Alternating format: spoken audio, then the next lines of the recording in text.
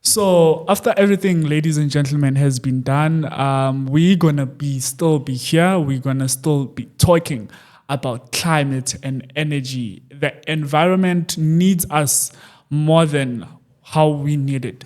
You're looking in terms of like things that have been happening in this country, from the earthquakes, the tremors that has been happening, the gas explosions that has been happening from Captain Park to Joburg CBD, and we've been saying things like don't gas Africa. We've been talking about a lot of things when it comes to the environment and what we want to do when it comes to caring.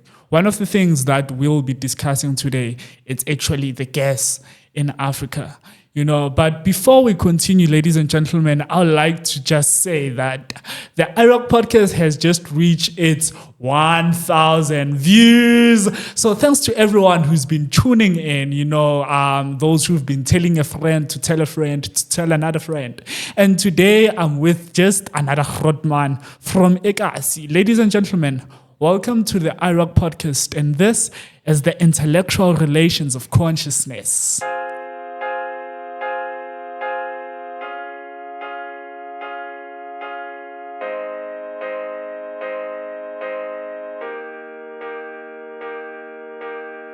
So today, Renale, our very own Godman from Earthlife Africa. Be sure to check them out on different socials. You can also check him out. The name is Thabo Sibeko. Godman lam kunjani? Shapa kunjani miyawuthi? Ngiyaphila. All the way from Kovuta. All the way from D-Town. To the world, because what you're doing, you've been traveling all over. I've been all over, Baba. Yeah. Trying to save the environment, the planet. So before we do just a lot of things, I just want to tell you about Lamathoi lawa yabona. So it depends ke ukuthi who are you, where do you come from, and how do you call them yabona. For me, ngikhulele kasi lawa amathoi yabona. But for someone else who said these are action figures, but for me, they are not just toys, they are not just action figures. These are representing things that I carry with me everywhere I go. And they all have different meanings, right? So I just want to ask you a question, right? If you see here, we have like a lion and we have a zebra.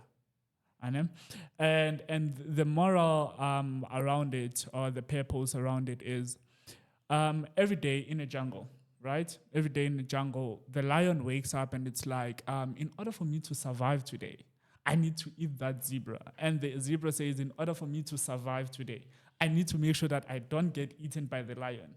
So the moral of the story is, it doesn't matter when you wake up as a lion or you wake up as a zebra.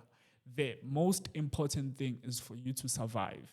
So my question to you is, when you wake up, surviving your day, right? Do you wake up as a lion or do you wake up as a zebra, and why? Bro, when I wake up in the morning, I wake up as a lion. Yeah. Simply because if you look at a lion, sure. It's probably the shortest, one of the shortest animal in the jungle. But if you look at its character and its characteristics, sure, it's actually one of the strategic animal. So I actually regard myself as one of the strategic person. Okay. I don't just commission anything without actually thinking about it, giving it a serious thought, and also planning on it. Okay. So actually, that's how I survive. I plan. I survive on the basis of planning, because I believe that failing to plan is basically planning to fail. So I'm one person that I don't just do anything at any time, just like a lion. Yeah. There's a say that an army of sheep, sure, led by a lion can defeat an army of lions led by a sheep. So because a lion is a strategist, therefore it can actually lead an army of sheep because of its strategic characteristics. It's leadership. Its leadership style and characteristic and its character. If you look how lion, probably that's not me as such, but if you look how lion, when the lion approaches the jungle, a lot of animals, they make space for the lion. Either the zebra will run away, just like you, as you rightfully said that, the zebra will wake up in the morning and think, hey, I should not be eaten by a lion. And the lion don't just attack, but it plans, it's a very strategic animal. That's who I am. I don't just act, but my actions are based on, there's a lot of thinking behind all the actions that I make. Sure. Yeah. Is that what you do in Earthlife? Are you planning everything for everyone? No, not as such, but we plan as a team because I'm not there representing my own jacket. Sure. We work as a collective. So Earthlife is a collective organization. We actually work with marginalized, the grassroots activists from the ground. So our planning involves around getting more people into the planning space so that we plan together, plan how to move together. So, but I'm actually sitting at a strategic position as a senior programs manager, which actually requires me to look things broadly, to think ahead, which is one of the characteristics of a lion. A lion is like 2 steps ahead. By the time the zebra tries to run away, the lion knows exactly what will happen next. So I think as someone that is occupying that level in the space, it requires one to actually think ahead of certain things to plan properly in order to get things done. That's lovely. That's lovely. And talking about grassroots level, how important is it that when organizations we plan and we want to do like our actions, we want to build campaigns, how important is it that you like stick or you start from the grassroots level? Simply because Minangbuya Davidson, till this far, it's still a bit challenging when I tell people that I'm on the environmental space as an activist currently, because a lot of them will say, So how do you tackle that on like your daily basis? Yeah, I think for us, we are an environmental justice organization. Sure. And our mandate, it emanates from the grassroots. Sure. Down there in the communities, we get the mandate from, people that are directly affected by, issues concerning pollution, Sure. issues concerning, pollution from the mines and the power stations and all that. So we don't just, act, or representing our own jackets, basically. Mm-hmm. So we take the mandate. So it's imperative for us to actually zoom down to local communities, speak to an ordinary man on the street, to kind of find out, how would you like to see things changing for the conditions that you are living in. So our mandate is basically drawn from the grassroots level in the communities. The communities are the ones that are determining, the narrative of what we are campaigning for. Ours is just to appear as, as facilitators and catalysts rather than just being, solutions for all the problems that communities have. Communities are the ones that are actually bringing the solutions.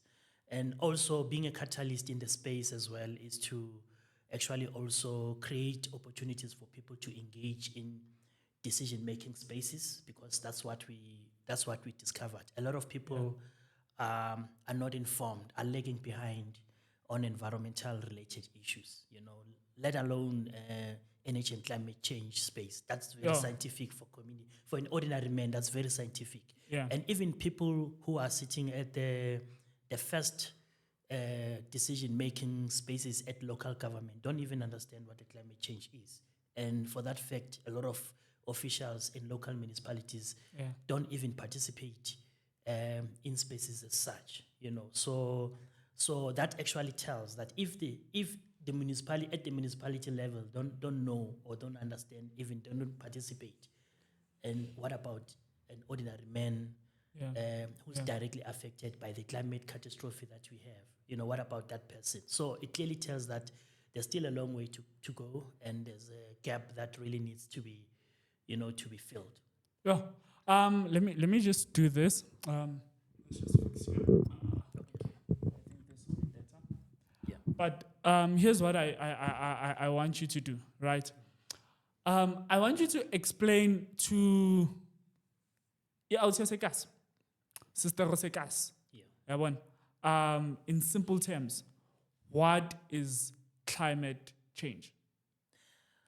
Well, I think climate change basically it's a change of weather pattern. Climate change is natural, the change of weather pattern. When masikhuluma ngabo ngama four seasons of the year, sikhuluma ngokuchintsha kwe-season, and sikhuluma ngokuchintsha ukuthi namhlanje kuba semini, kuba sekuseni, kube semini, kuba sebusuku.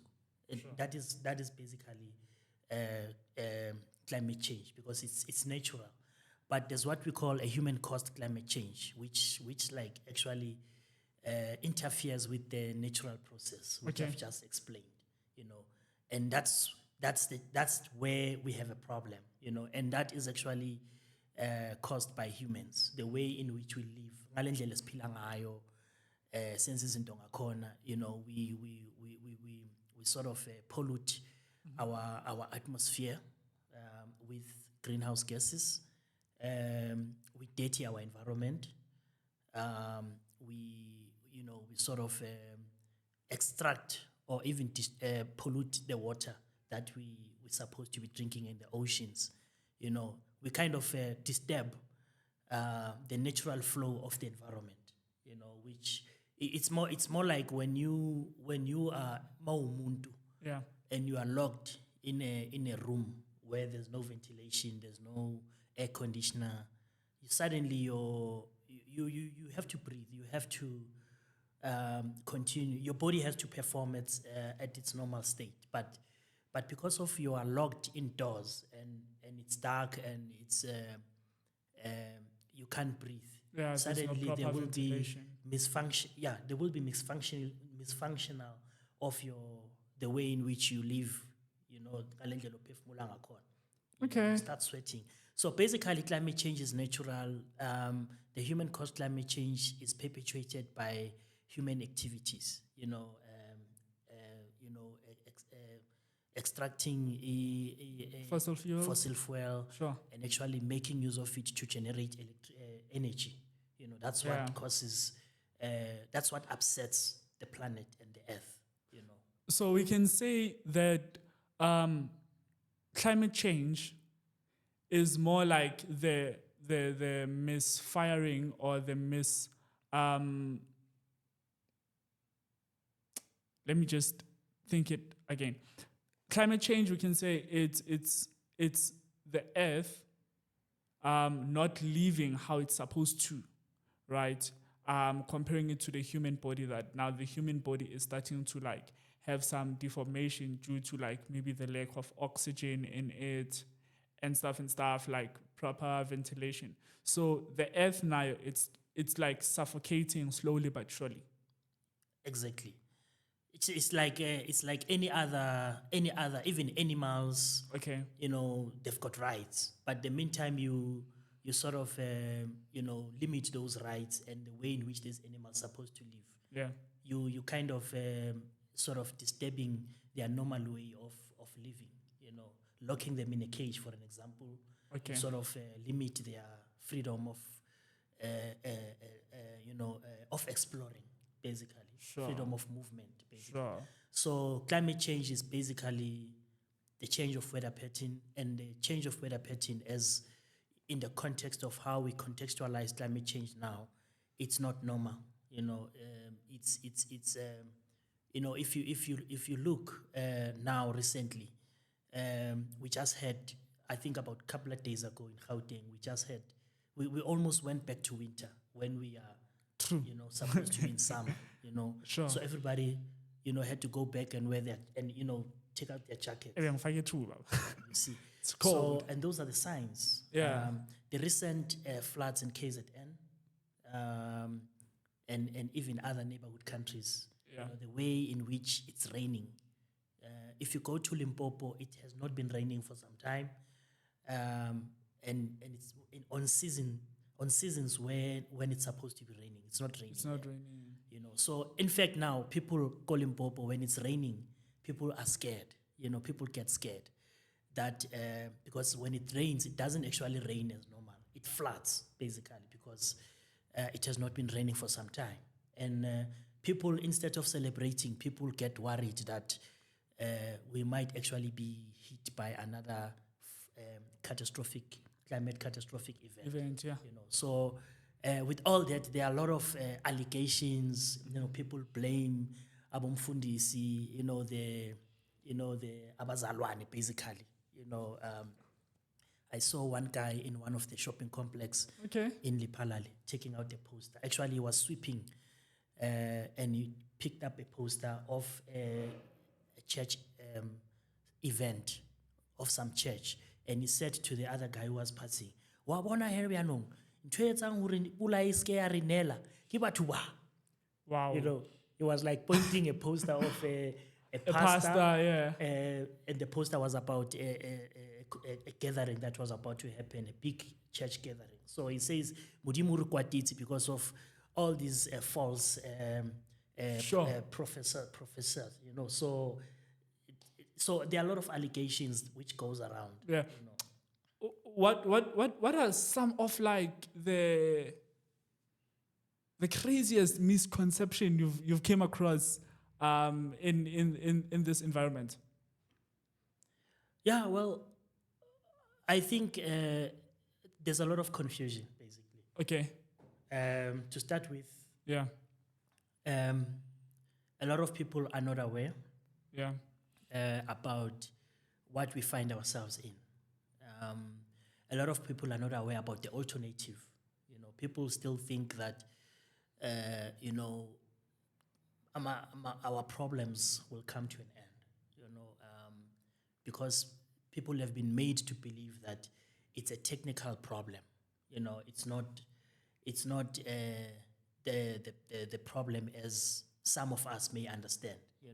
From an ordinary person point of view, you take what government, like for an example, in rural areas, most of the time, people still believe that anything that comes from government goes, regardless whether it's shifting people from their comfort zone. But if the government says we have to move from this area to that area because we want to do a mining activity here, people move, that's one of the craziest to say, we are living in the 20th centuries now. People, they've got their constitution, the constitution which protects them, which gives them the right to question things, which gives them rights to actually seek for information. But people don't make use of those rights, and government is actually, sitting with that information because they don't want to empower people. Because once they empower people, people will suddenly think that, we can actually liberate ourselves from this situation. So even if, when you are being locked at jail for isikhathi eside, and even if they say to you, you are now free, but you are still locked, your mind is still actually imprisoned. I've seen a lot of guys who they will still be indoors. I'm not saying people Sure. But I've seen people still, their mentality is locked. You pour a cold drink to a guy, tengi cola, ni buy cola, glass, and then niba ku-conversation kuphela 30 minutes angayiphuzanga because umele i-instruction ethi phuza, you know, and then khana aphuza. Yeah. And still, Yeah. noma azofuna ukuthela elinye iglass, ufuna ukukubuza futhi ukuthi can I, you know, Sure. pour another glass. When you said at the beginning, asibayikhola sihlale siwayinde kube mnandi, because I need to catch up with you. So most people in a rural setup are still, you know, locked in that kind of a prison walls. You know, people believe that anything that comes from government, and those that are now beginning to question are a minority and are being seen as people that are kind of, you know, not wanting to be in line with what The system. the system, Sure. basically, you know. Is this where you come in? Because I've seen couple of times you going into Limpopo. I've seen in Limpopo, and you do I think it's classes there, right? And teaching people about education, right? And then the certification that goes into it, right? Where like you give out certificates to say you've done this program. What basically is it that like you're teaching, right? In the spaces? Yeah, I think for us to start with, we are building an environmental justice movement on the ground. You know, we don't really give out certificates for people to attend a meeting, because we do a lot of meetings in communities, rural areas in Limpopo, Lipalale, Venda area. We do a lot of community engagements. Yeah. So we don't usually, because we are an activist organization, you know. So we don't really regard ourselves as like an institution where you attend a workshop and you get a certification. So we believe that since we are an activist, you know, we are an activist organization, whatever we give it to you stays in your mind and your heart, you know, and you will continue to make use of it. So I tell you what, when I actually joined this environmental and activist sector on environment, Sure. I was just a visual artist. My art was based on collecting usable waste material, but unwittingly producing artworks basically out of waste. So up Nice. until I attended one workshop, which was led or facilitated by one organization, a network of organizations in South Africa, which was actually formed by Earthlife Africa. Okay. So I became part of that workshop, and from then I never looked back, you know.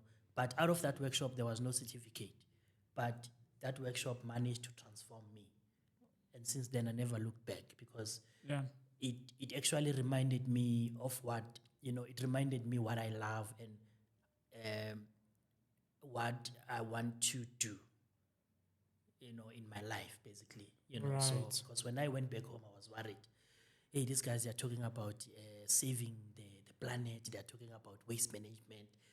And what am I going to do as an artist? Because now I want to be in this space. Okay. You know? So, but what I'm trying to say now is that that's what we're trying to do. We're trying to transform. Building a movement, it's not about numbers. It's not about going to a place and putting your footprint there, and you come out with hundreds and thousands of people joining Earthlife Africa. It's not about that. It's about going there and changing people's lives, people's perceptions, and the way people view things, basically. Yeah. You know, so out of hundreds and hundreds of people that we meet, we're hoping to, you know, to get as, you know, maybe little people, maybe just a few people will transform out of the process, you know. Although our aim is bigger than that, but we know that out of 100 people, 50 people, or maybe 30 people will actually be transformed in the process. Because with any other process, there will always be those people that, you know, go back and say, that's not what I want, you know. So our workshops and popular workshops, basically engagements, are based on people's living experiences. Okay. And I cannot provide you a certificate Yeah. for me to talk to you about a mining activity that is going on in your place and give you a certificate. Because you already know Yeah. much about like what's happening. Yeah. But in these places that we live in, right? Is this where we confuse much based on the education and certification? Do our people really understand the difference between the two? More especially when it comes to the environmental justice movements, right? Are a lot of people there for the educational purposes part of it, or are people there for the certification part of it? No, I think people go there for different reasons. Yeah. Others, they're hoping to get employment Okay. out of being part of the, because, the state in which we live in today is actually, people are desperate to jump into any moving wagon that they can find. True. And other people, they look for all sorts of different, there are a lot of reasons. So I must say that there's no confusion as such. Okay. But there's hope. People are hoping to get. We always get the questions. So if we finish this training, are we going to get some kind of certification? Okay. I can say that the only certificate that we can provide is when somebody has participated and it was a collective agreement that maybe we should give certificate of attendance, because we are not an educational institution. Yes. Although education is part of our program, our certificates are basically based on somebody attending, some kind of a program maybe that we have facilitated. Yeah. But we don't want to move away from our principle as an activist organization, to say that we are not an institution which educates people, give them, not that our trainings and workshops or educational programs are not formal or organized. They are, but we sort of rely more on one-on-one engagements and collective engagements and consistency. There are principles that we use, because education is not, for us, it's not a once-off thing, where it's not like a vendor machine where you pull a coin and then there's a certificate, or you just attend once off, because there are people like that.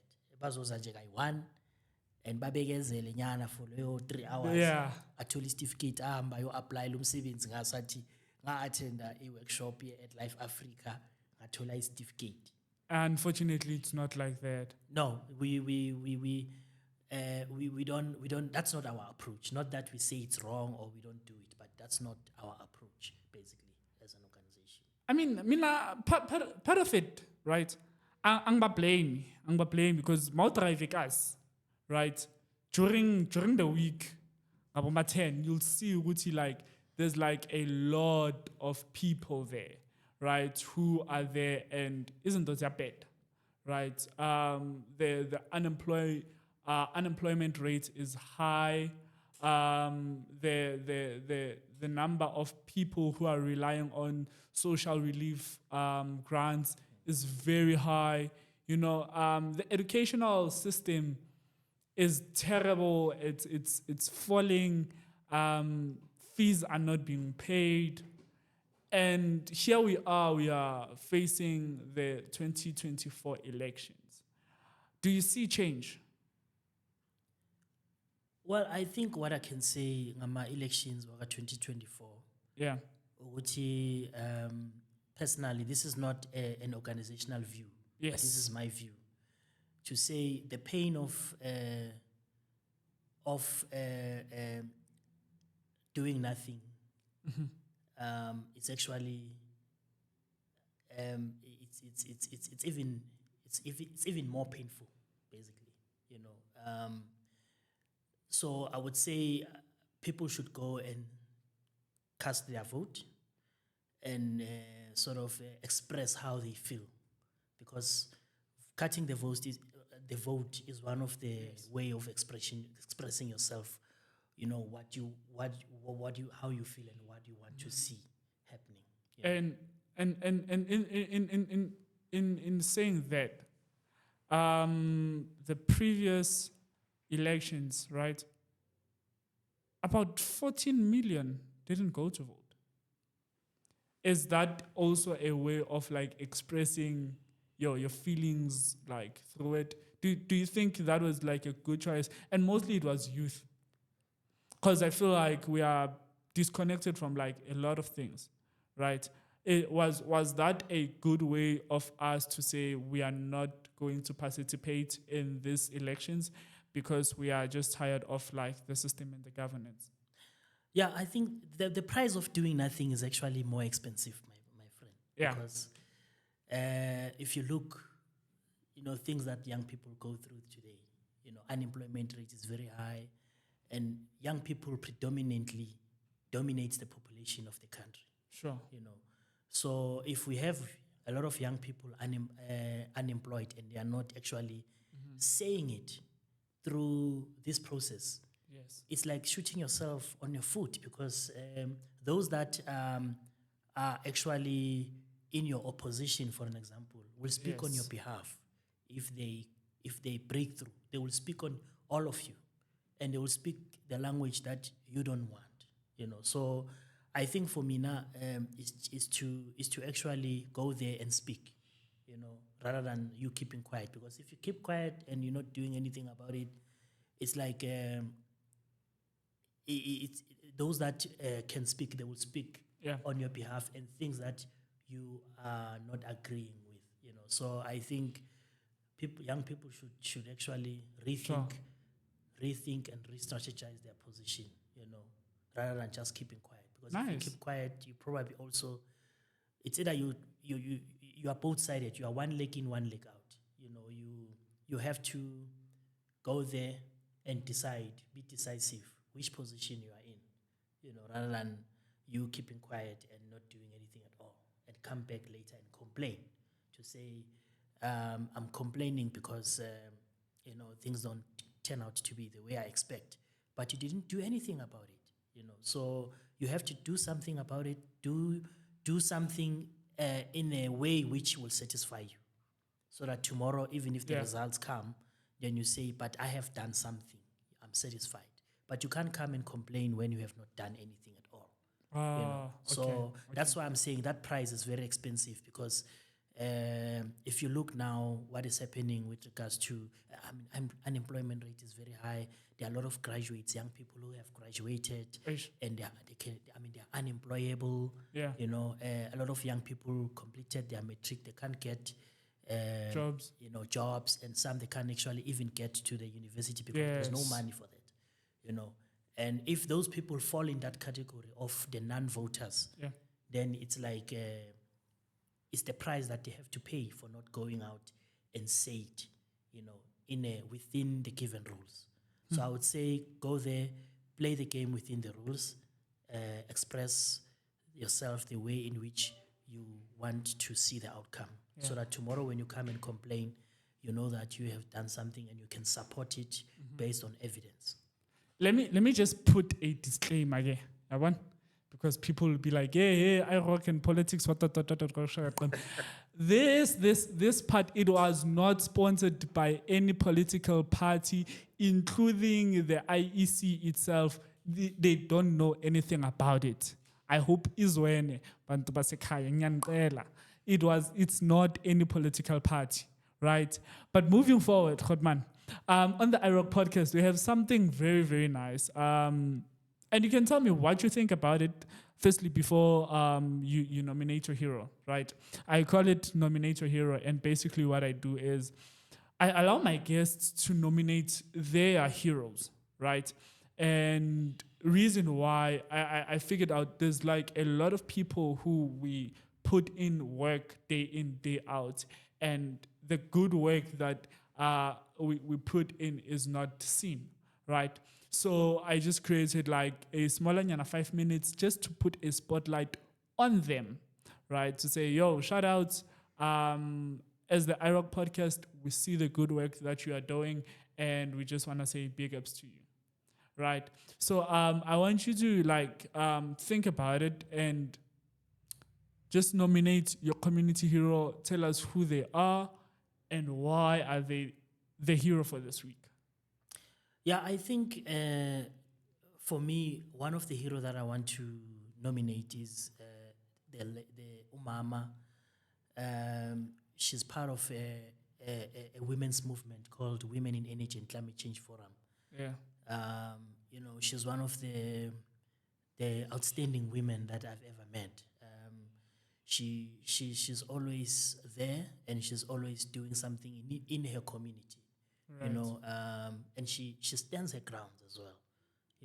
She's an activist, but also she actually also running a program where they are actually she's helping the school to convert biodegradable waste like your kitchen scrap waste Yeah. and to produce what we call methane gas, and that gas the school is using it to actually cook for the learners. For real? Yeah. And she's doing it in Soweto. Her name is Zoto Ranyadi. Mamzotwa Ranya. Yeah, Mam Zoto Ranyadi. She lives in that area. She travels to the school almost every day, and she feeds the biogas digester. The biogas digester is basically a technology that absorbs any biodegradable waste like your vegetable peelings, Yes. your cow dung, your chicken droppings, Yeah. and in the process it sort of breaks down that waste. And once that waste is broken down in that process, the methane gas is formed. And Okay. that school, her school, comprises of a lot of children who are sort of staying in a hostel, and parents are not working, are unemployed. So it's a no-fee paying school. So she's actually doing that, and she encourages the school to link also that project into the school curriculum. Where the educators can use the project to teach the learners on energy and climate change, basically why the project is being done. Nice. And how the water can be saved, the importance of recycling, basically. So, and to me, it's that's one outstanding leader that I can point out. And she advocates for renewable energy. She advocates for reduction of tariffs Okay. on electricity. She Eish. always goes to the public participation and speak her grounds.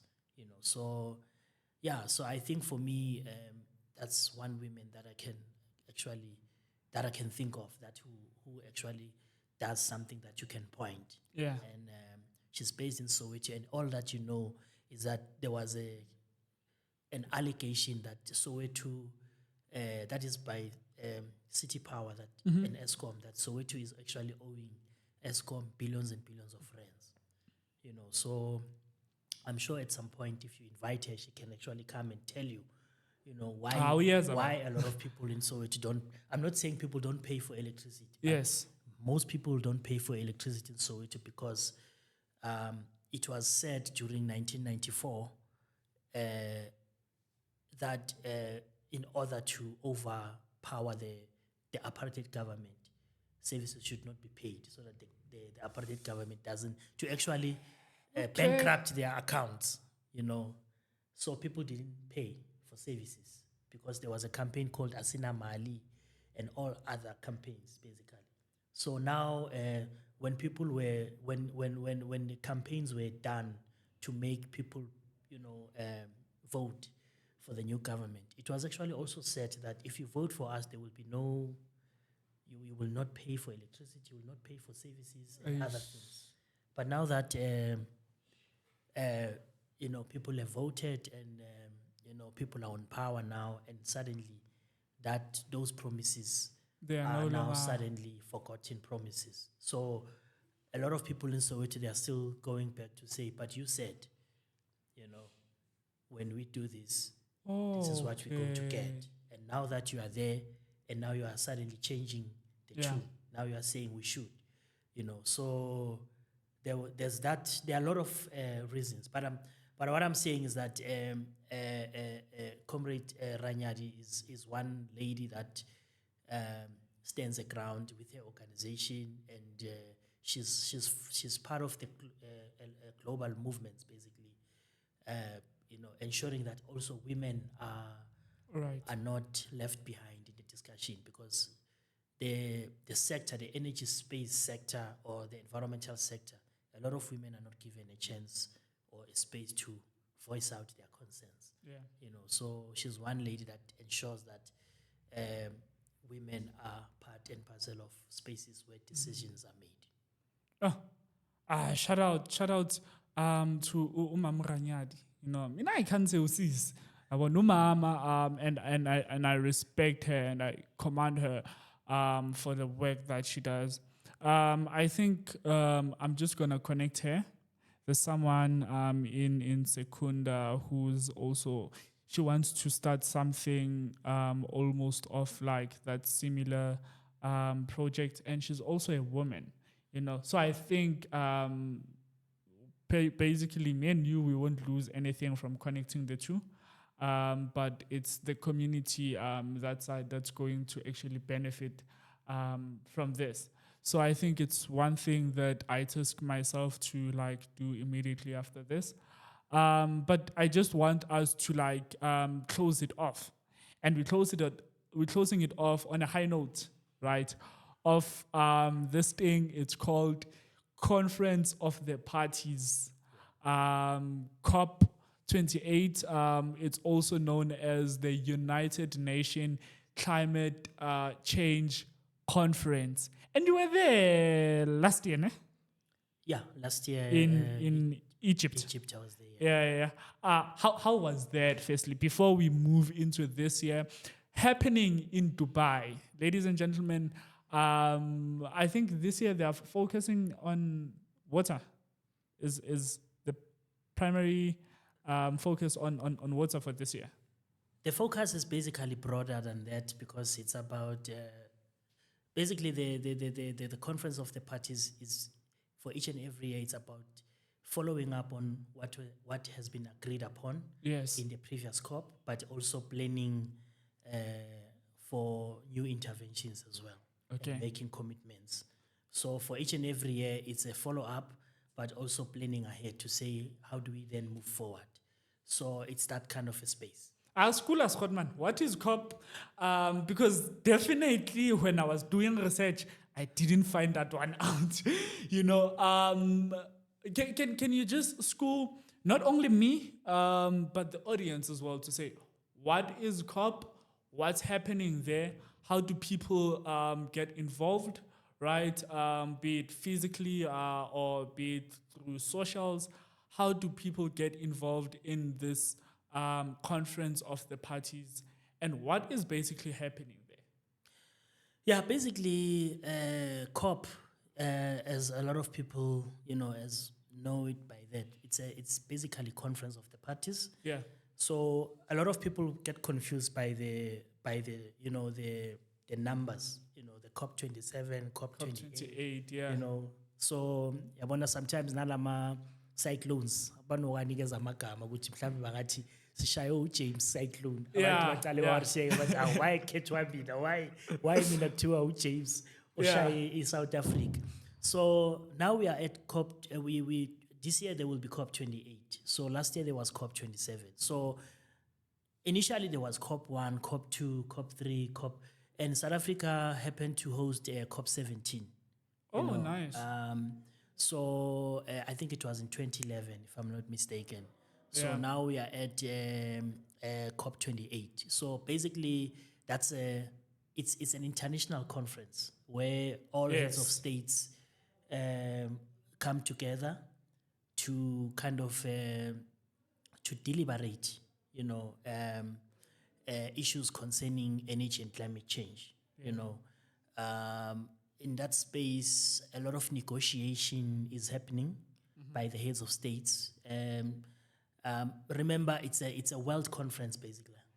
So you would have our United States, the African continent and the West countries coming together to negotiate about how best we can minimize carbon emissions, basically, in order to save the planet. Global carbon emissions. Yes, global carbon emissions in order to, to kind of to mitigate and to push mitigation and also adapt in response to climate change. Yeah. So and that conference is actually also attended by business, because there are business people or companies that are producing mitigating or adaptation technology. Okay. And some are in business to ensure that for the improvement of technology, basically, like the solar PVs, solar panels. Yeah. There are people that are in that space. Scientists actually also are part of the conference. Civil society organizations, politicians are actually also part. So it's basically a conference where everyone is supposed to be in. I personally even didn't know much about this COP. Yeah. But how can people be involved in it? Yeah, I think that's a very good question. Sure. Because for an organization like us, a civil society movement like us, who are trying to get, sort of to try and amplify the voice of the voiceless, and to sort of create a platform for them to be in that space, so that people can voice out what's actually bothering them, what's troubling them. People like people who are actually directly affected by the coal mines, the power stations, the nuclear, people who are who actually live next to, where real issues are taking place. In areas where a coal mine wants to move people, including their the heritage sites, sacred sites, and graves, and sort of and trees. Exhume trees, so that they can establish a mine. People that live. So for us is to ensure that those people at least participate in that high decision making body. In a form of either they can attend a side event and share their experiences, and somehow the information can sort of land somewhere where it can change someone else's perception. So a lot of people, more especially the grassroots, are not part of these platforms, where decisions are made. So in most cases, it's only business, government, scientists, people that are able to get there because of maybe some advantage of resources, but ordinary men, chances are very low that they can participate in that space. Ngikhohle ukusho masiqala ukuthi the class is in session, because you're very educational, that I need to say, right? But the last thing, right? So there's COP, right? And then there's EACOP, right? Which most of the people they confuse the two, and it's something of which it's happening. It started a bit far off from where we are, and it just landed itself in Limpopo. What is EACOP, and how can people know more about it, and how did it get to now in Limpopo? No, basically the EACOP is a East Africa oil pipeline project. Okay. So it's basically a project that they want to put a pipe in Uganda, moving down to Tanzania.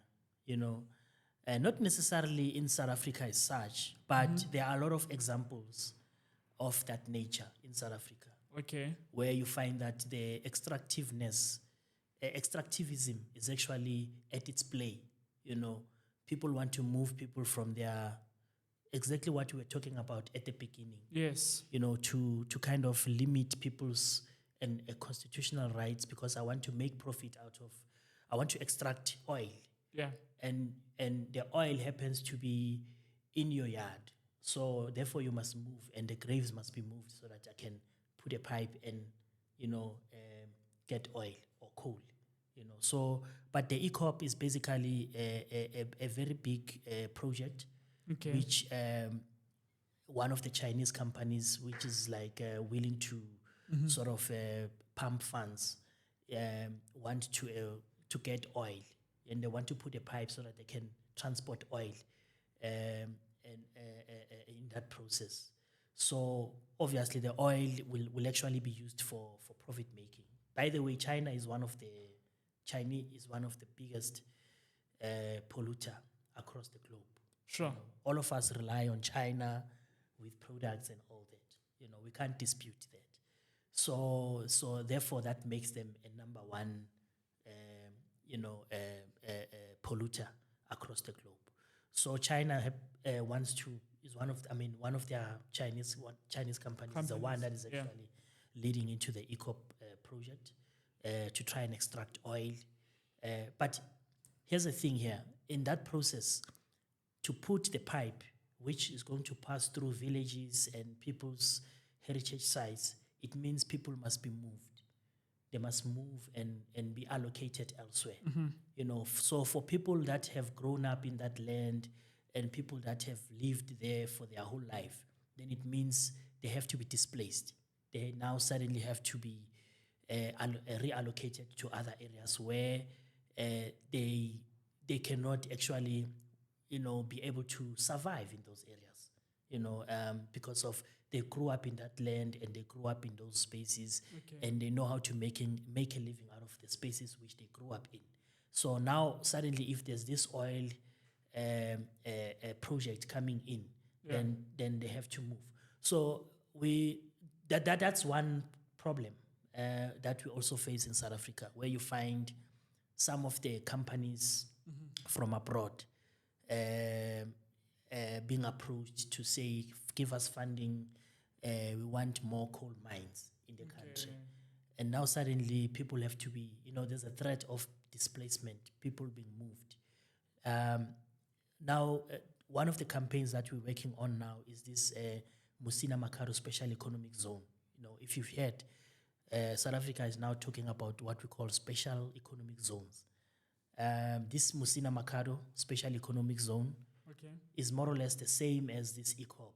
All right. Where now it's a big metallurgical project which intends to occupy a land, which people, live in, and they sort of want to exhume hundreds and thousands of trees from that land. Those trees people use in Venda, people use those trees to survive. People use that land and even sacred sites to perform certain, culture practices. The trees that they want to move are protected species. Some of the trees they produce mopane worms, amasonja, which people use, to sell and to be able to make a living out of that. True. So, but the worst part is that the consultation process as well, even with the EACOP is always one problematic, because sometimes the developers, they just try to cut corners, by not involving everyone in the space. So basically, what we are saying is that is it's very controversial to have projects such as those when we have made a commitment ourselves as a country at the conferences like COP Conference of the Parties, including the recent COP 28. 27. The recent COP 27 and the one that we are going to participate in. When we still have extractive projects such as your Musina Makaro Special Economic Zone and the EACOP one, it's a very big controversial, because it's like we're trying to, we make one step forward and we take 5 steps back, so, and we leave our environment dirty and we leave our communities under serious threat. In closing, right?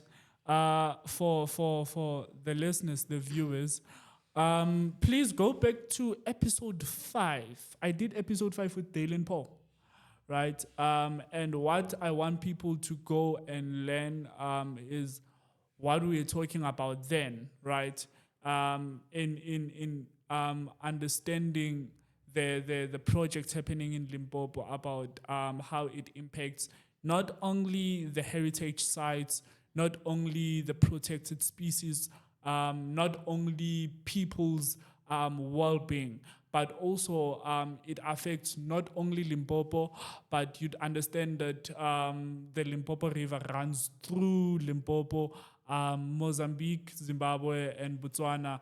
They are relying on all of this, right? So the challenge is quite bigger than what we are just talking about here. And how can people be part of the movement? Closing it off. Yeah, well, I think, to be honest, people should sort of organize themselves, Organize themselves. Forming part of movement sometimes comes with a lot of expectations.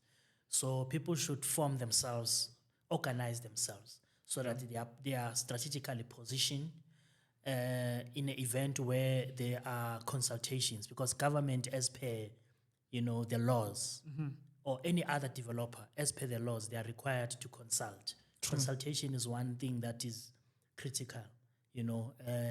Right now with the just transition process facilitated by the Presidential Climate Commission, they are talking about procedural justice, and consultation actually falls within the procedural justice. Okay. In order for us to move forward, you are bound to consult, and that is procedural, and you can't talk about going forward without consultation.